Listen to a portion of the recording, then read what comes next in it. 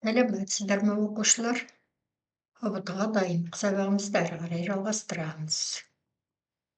Бүгінгі сабақтың тақырыбы термодинамиканың екінші заңы — жылу қозғалтқыштары. Термодинамиканың екінші заңы негізінен жылу берілудің бағытын анықтайды. Ол заңның айтылуы, яғни тұжырымдалуы, болу тек ыстық денеден суық денеге ғана беріледі. Керісінше болуы мүмкін емес. Яғни суық денеден ыстық денеге қарай жылу берілмейді. Сол себепті жылу берілу қайтымсыз процесс. Табиғатта процестер қайтымды, қайтымсыз болып бөлінеді. Қайтымды процестер де бар, бірақ жылу берілу процесі қайтымсыз процесс.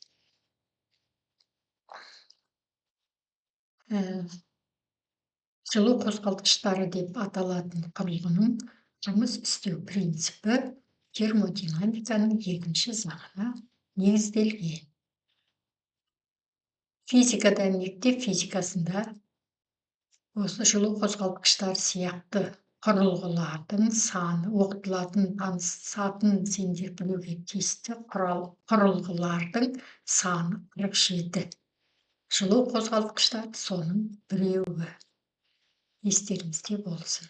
Ал жылу қозғалтқыштары дегеніміз жылу қозғалтқыштары деп жүйенің ішкі энергиясының бір бөлігін механикалық энергияға айналдыратын және соның есебінен жұмыс жасайтын құрылғыларды айтады. Жылу қозғалтқыштарының негізгі бөліктері. Бірінші, жылу қозғалтқышының негізгі бөлігінің бірі қыздырғыш, температурасы Т1 болатын. Сол қыздырғыштан Q1 жылу мөлшері алынып, жұмыс денесіне беріледі. Жұмыс денесі жұмыс атқарады сол жылудың есебінен, және қыздырғыштан алған жылу толығыменен жұмысқа айналмайды. Оның белгілі бір бөлігін, Q2 бөлігін температурасы Т2 болатын тоңазытқышқа береді. Жұмыс денесінің рөлін газ атқарады. Міне, кез келген жылу қозғалтқышының негізгі бөліктері және жұмыс істеу принципі тап осы сызбаға негізделген. Жылу қозғалтқыштарының түрлері мынадай: іштен жанатын қозғалтқыштар, бу және газ турбиналар, реактивті қозғалтқыштар.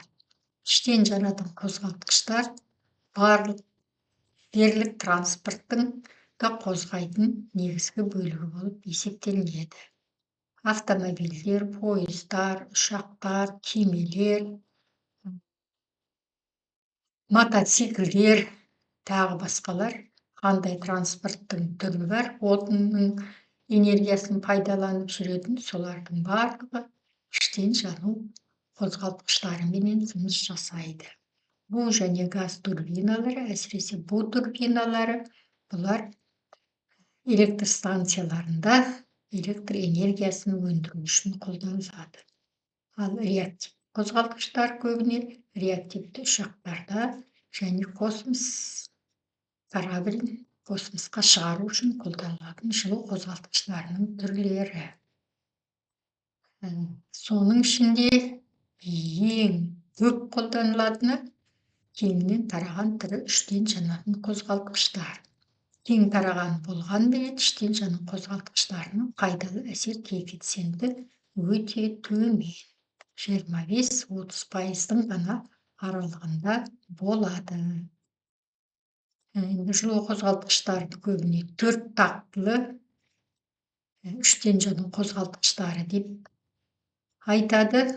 Енді бұның 4 тақтылы деп атауының себебі жұмыс істеу принципі 4 тақтыге негізделген. Бірінші кіргізу дейді, яғни отын жанатын бөлікке карбюратор кіргізеді, енгізеді. Одан кейін ол отын сығылып, температурасы жоғарылайды. Сосын отын жанған кезде газ бөлінеді. Сол газ жұмыс жасайды. Газ жұмыс жасағаннан кейін жаңағы отынның жану өнімдері түтін ретінде сыртқа шығарылады. Міне осындай 4 такты бойынша жұмыс жасайды іштен жану қозғалтқыштары. Енді іштен жану қозғалтқыштарының пайдалы әрекет коэффициентін қандай формуламен есептеуге болады?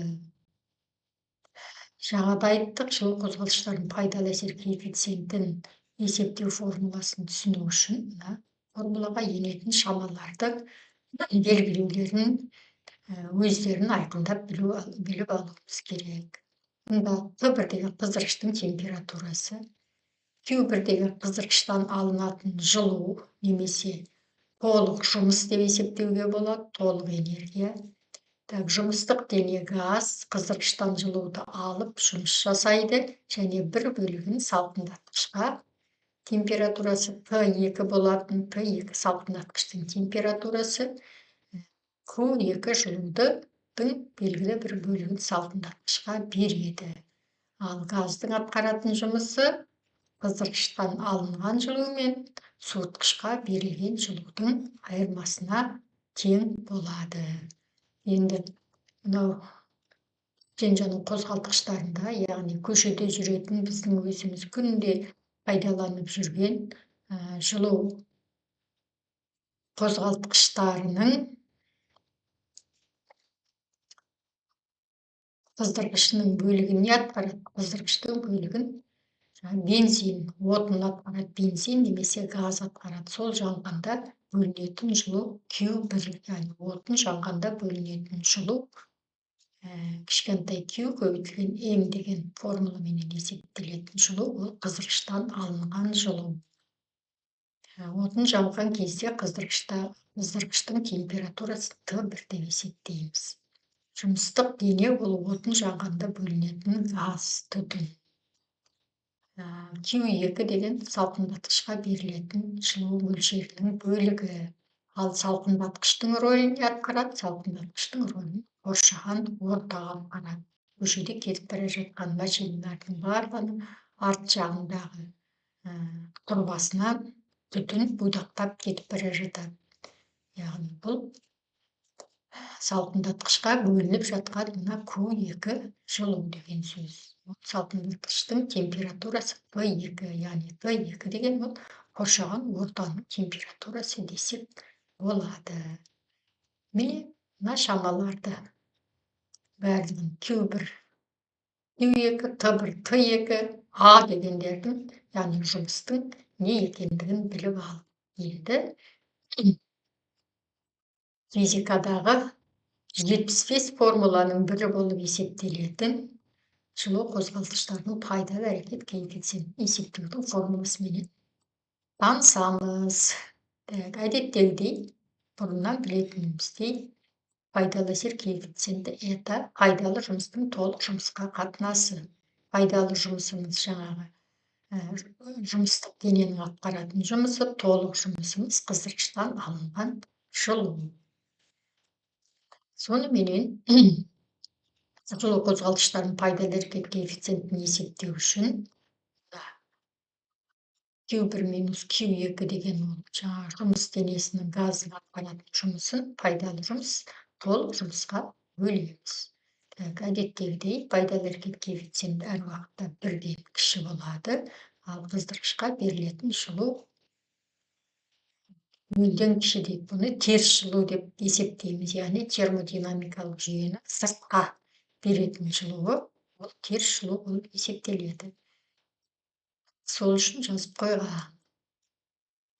Енді пайдалы әрекет коэффициентін есептейтін екінші бір формула бар. Температура арқылы есептейтін ысырғыштың және суытқыштың.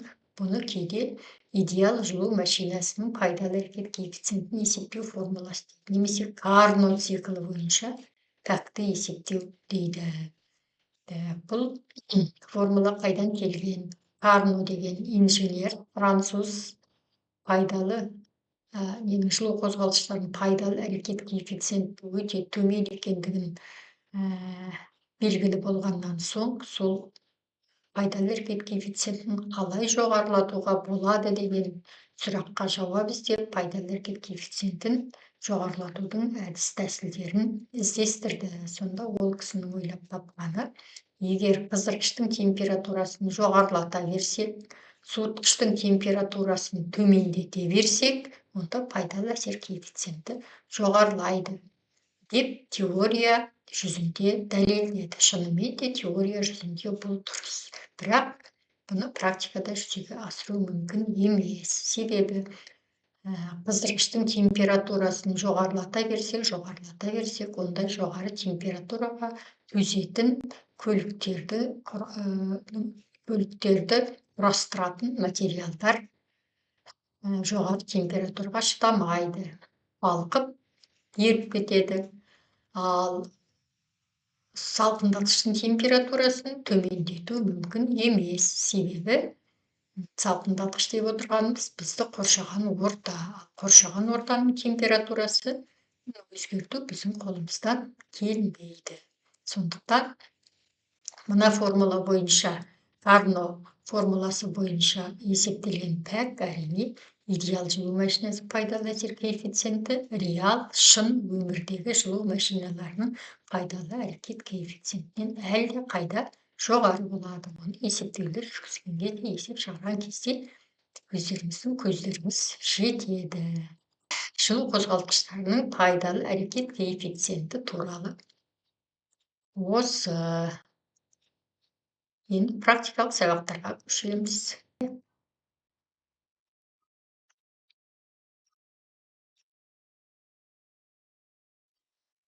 Бірінші тапсырма. Идеал жылу қозғалтқышының, осы қазір ғана айтқан Карно циклі бойынша пайдалы әрекет коэффициентінің формуласы дейді. Карно циклында пайдалы әрекет коэффициент температура арқылы анықталатын еді. Значит, мына В жауапты алып тастаймыз. Температура жоқ.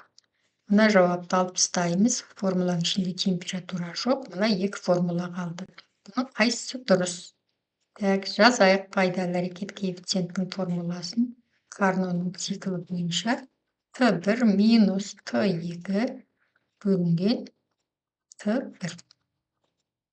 Бұл жерде тау осы күйіндегі формула жоқ, сәл өзгерген. Енді бүйтеміз. Мына бөлшектің алымы жеке-жеке бөлімге бөлеміз. Т1-ді Т1-ге бөлсек 1 болады. Минус Т2 бөлінген Т1. Кей жағдайда осы формуланы қолданған тиімді болады. Бұл формула А жауабында тұр. Ал мына С-да орындар ауысып кеткен мұқият болу керек. Т2-ні Т1-ге бөлу. Т1-ді Т2-ге бөлу. Ой, мен қателесіп жатырмын балдар. Мынауда дұрыс емес. Дұрыс жауап мына жерде екен. 1 минус Т2 бөлінген Т1. Т2 бөлінген Т1. Осы формула дұрыс.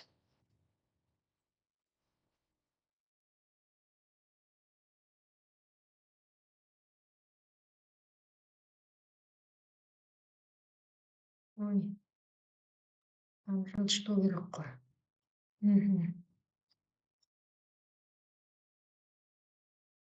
Келесі процестердің қайсысы термодинамиканың екінші заңына қайшы келеді дейді.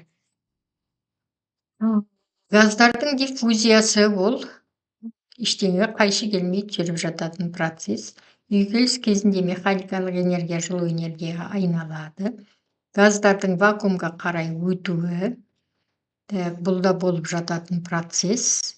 Денеге жылу бермей-ақ ішкі энергия есебінен жұмыс жасау деген жауап дұрыс. Бұл термодинамиканың заңдарына қайшы келеді. Үшінші есеп, жылу қозғалтқышы қыздырғыштан алатын жылуды Q1 деп белгілейміз. Салқындатқышқа беретін жылуды Q2 деп белгілейміз. Пайдалы әрекет коэффициентін тап дейді. Q1 минус Q2 бөлінген Q1 болады. 800 алу 600 бөлінген қыздырғыштан алатын жылу 800. Солай ма?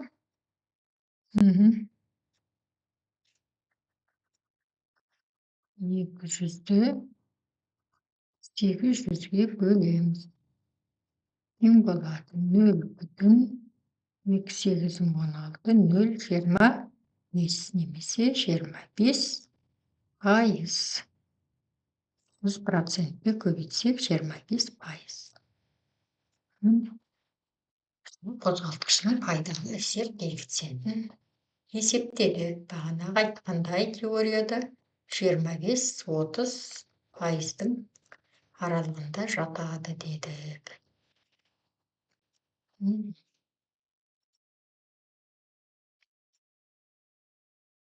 Теорияда айттым, жылу қозғалтқыштарының қайсысы ең төменгі пайдалы әсер коэффициентке ие.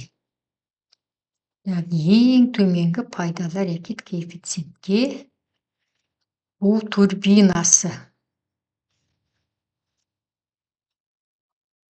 Іштен жану қозғалтқыштарының пайдалы әсер коэффициенті бұдан гөрі жоғарырақ. Сондықтан да бу турбинасы жылу электр станцияларында ғана қолданылады. Қозғалысқа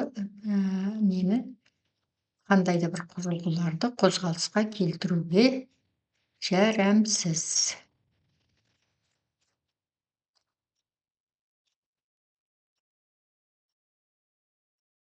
Жылу қозғалтқышы 500 кельвин және 300 кельвин температуралар арасында Карнот циклы бойынша жұмыс істейді. Пайдалы әсер факті табу керек дейді. Енді қараймыз, бізге қайсысы қыздырғыштікі, қайсысы салқындатқыштікі екендігі айтылмаған. Яғни біз білуіміз керек, қыздырғыштың температурасы салқындатқыштың температурасынан жоғары болатындығын. Яғни 500 кельвин қыздырғыштың температурасы, 300 кельвин салқындатқыштың температурасы Q2. Карнот циклы бойынша жұмыс жасайды дейді. Есептейміз. Q1 минус Q2 бөлінген Q1 тең болады. 500 минус 300 бөлінген қайтадан 500 тең болады. 200 бөлінген 500 тең болады. 0,14 немесе 100%-ке көбейтсек 40%. Міне тұр. Бағана айтқан еді. Карнот циклы бойынша жұмыс жасайтын жылу қозғалтқыштарының пайдалы әрекет коэффициенті жоғары болады деп. Ал енді міне есепте пайдалы әсер коэффициенті 30% дейді, яғни 0,3 жылу қозғалтқышы қыздырғыштан мынанша жылу алады, бұл Q1. Қозғалтқыш қандай жұмыс атқарады? А пайдалыны табуымыз керек. Жаздық формуланы. А пайдалы бөлінген А толық дегеніміз Q1 дедік. Үш жерден табамыз А пайдалыны. Пайдалы факті көбейткенге Q1-ге мынаны былай қарай көбейтіп жібереміз. А пайдалы тең болады. Етамыздың 3, Q1-іміз 2000. 2000 3-ке бөлсек 600 джоуль. 2000 джоульдің тек 600 джоулі ғана пайдалы жұмысқа айналды. 1400 джоулі пайдасыз қыздырғышқа кетті. Пайдалы жылу қозғалтқыштардың пайдалы әрекет коэффициентінің төмен екендігін осы есептің шешуінен де байқауға болады.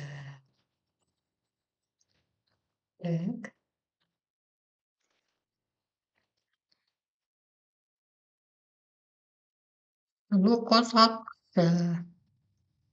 Жылу қозғалтқышы 500 joule жұмыс жасайды. Яғни 500 joule дегеніміз ол А. Және оның пайдалы әсер коэффициенті 25%. Так, 25% дейді. Санға айналдырамыз. 0,25. Қыздырғыштан қанша жылу алды дейді. Енді нені сұрап жатыр? Q1-ді сұрап жатыр.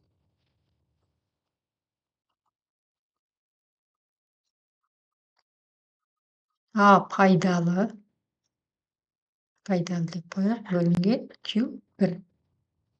Q1-ді сұрап жатыр. Q1 көбейтілген это, мына жаққа көбейтіп жібереміз. Әрбір есепті шығарған сайын түрлендіруге назар аударып отырыңдар. Біз бөлшектің бөлімінен құтылуымыз керек. Енді бізге мына Q1 табу керек.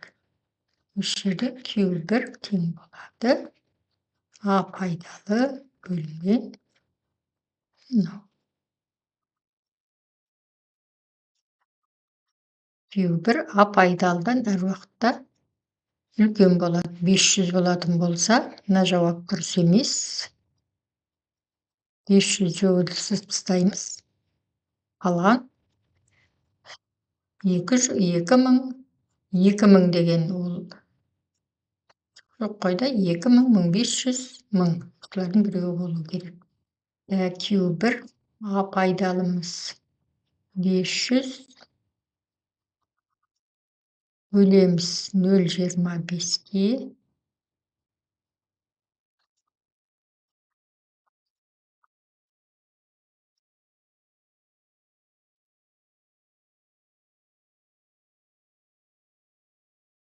Жиырма беске бөлу деген сөз, 4-ке көбейту деген сөз, сонда 2000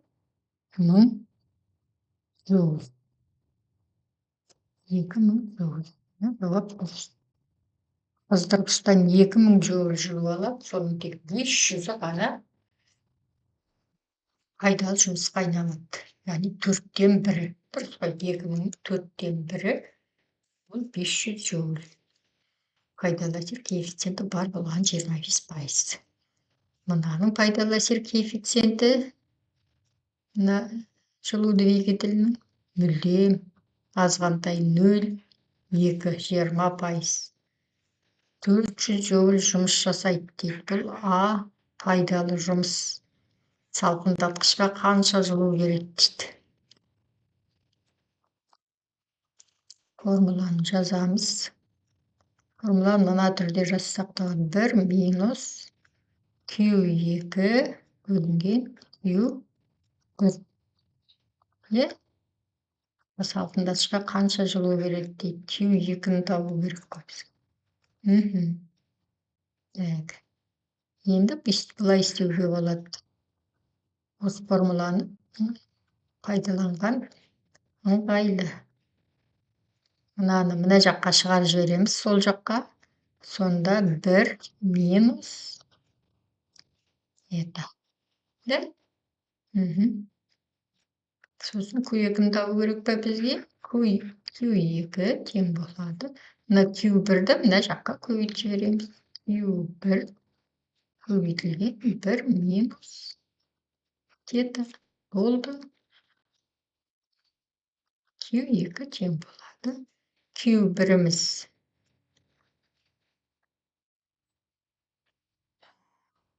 Q1-імізде жоқын ғой, тек пайдалы жұмыс беріп тұр екен ғой. Онда бұл формуланы біз қолданбаймыз. Бұл формуланы қолданбаймыз. Пайдалы жұмыс. Q1-ді тауып алады екенбіз. Жақсы, мынаны кетіреміз енді. Алдық. Мына формула есептің шартын. Мен де сендер сияқты дұрыс оқымай қалыппын. Формуланы пайдаланбаймыз бұл жерде. Бір жоқ екен.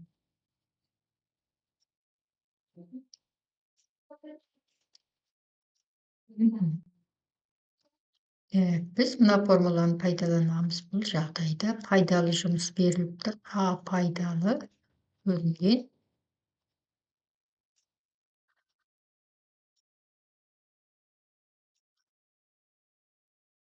Q бірді. Так, енді пайдалы әсер коэффициенті бар, пайдалы жұмыс бар. Біз Q1 тауып аламыз. Q1 тең болады. А пайдалы бөлінген мынау. Пайдалымыз 400. Мынауымыз 0,2. 400-ді 0,2-ге бөлсек, 4000, оны 2-ге бөлсек,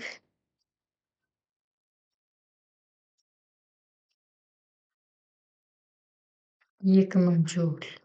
Да? Бұл біздің пайдалы жұмысымыз.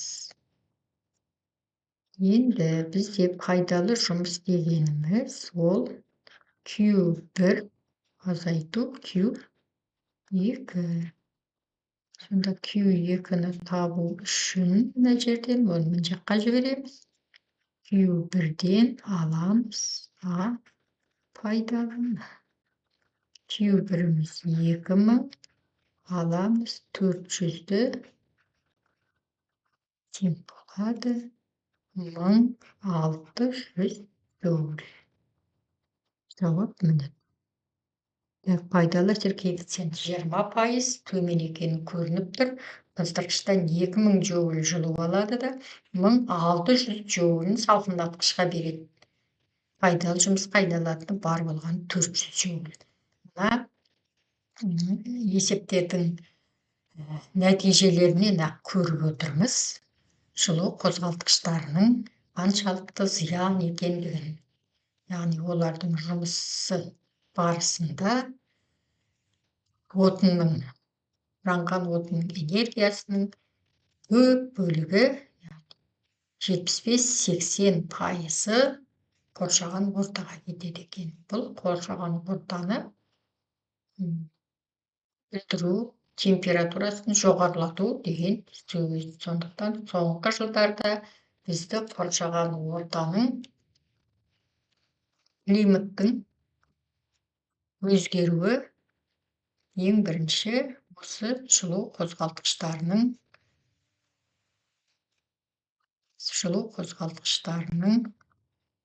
көптігінен, автомобильдердің көптігінен деп айтуға болады. Яғни қыс болмайтын болды. Қыста жаңағы ауаның температурасы жоғарылайды. Көліктің көптігінен, олардан бөлінген жылудың қоршаған ортаға таралуынан.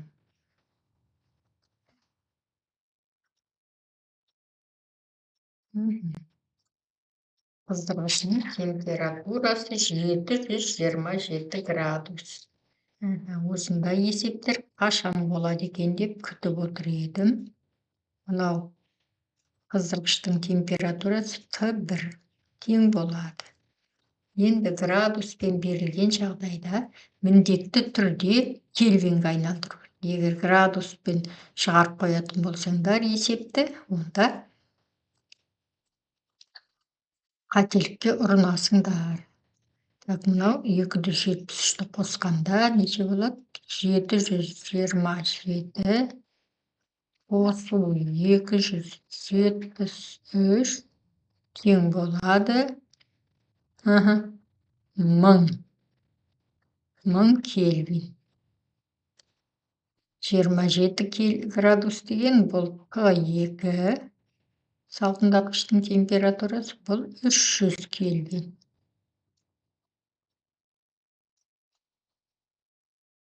Пайдалы әрекет коэффициентін табу керек.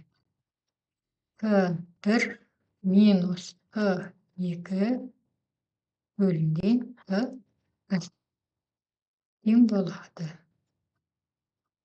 Q1-іміз 1000 кельвин минус 300 кельвин бөлінген 1000 кельвин. 700 бөлінген 0,7 пайыз. Қандай жоғары пайдалы әрекет коэффициенті шықты.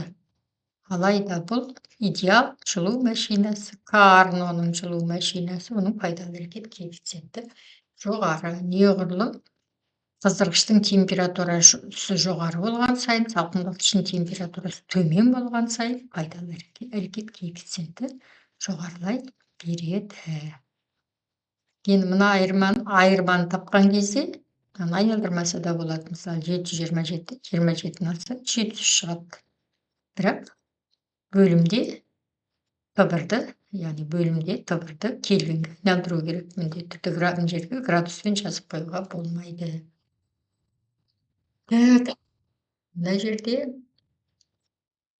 40% пәк 0,4 Карнот циклі бойынша жұмыс істейді. Салқындатқыштың температурасы бұл Т2 300 кельвин болса, қыздырғыштың температурасы қандай деп сұрап жатыр. Бұл жерде бізге мына формуланы қолданған ыңғайлы. Т2 бөлінген Т1. Т2 бөлінген Т1-ді теңдіктің сол жағына шығарамын. Сонда плюс болып шығады. 1 минус мынау тета мына жаққа келеді. Әрі қарай Т1 Т1 табу керекті. Т1 табу үшін мына Т1-ді былай қарай, мына оң жаққа көйтіп жіберемін. 1 минус тетаға. Т1 бюджеттің бөлімін алып 1 минус тета. Сонда менде сызық теңдеу шығатынға Т1 табуым керек. Т1 тең болады. Т2 бөлінген 1 минус тета.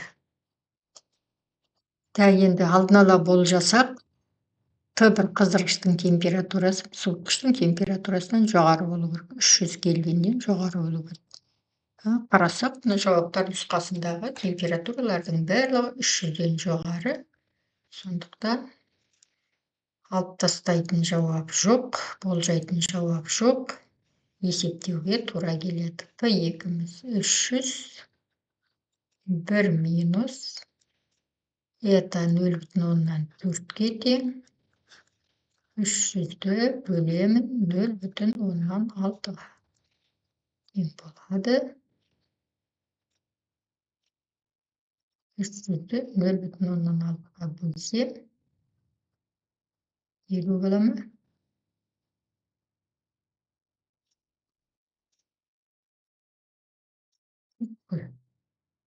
Мына 500 болады. 500.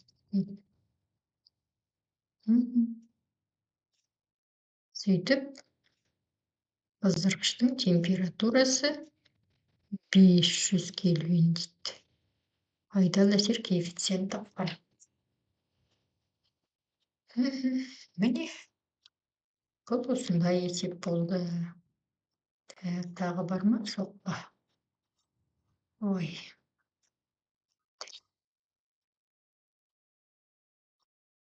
Болған еді. 10 есеп шығардық. Жылу қозғалтқыштарының пайдалы әсер коэффициентін есептеуге. Болды. Бүгінгі сабақ осымен аяқталады.